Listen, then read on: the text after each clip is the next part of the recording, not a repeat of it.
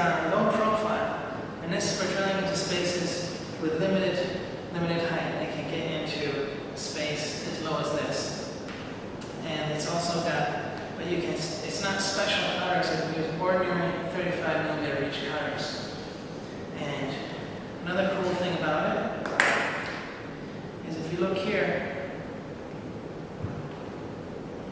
you can see that there's an LED light that helps you to see because you're in a dark space. So you can do that, right?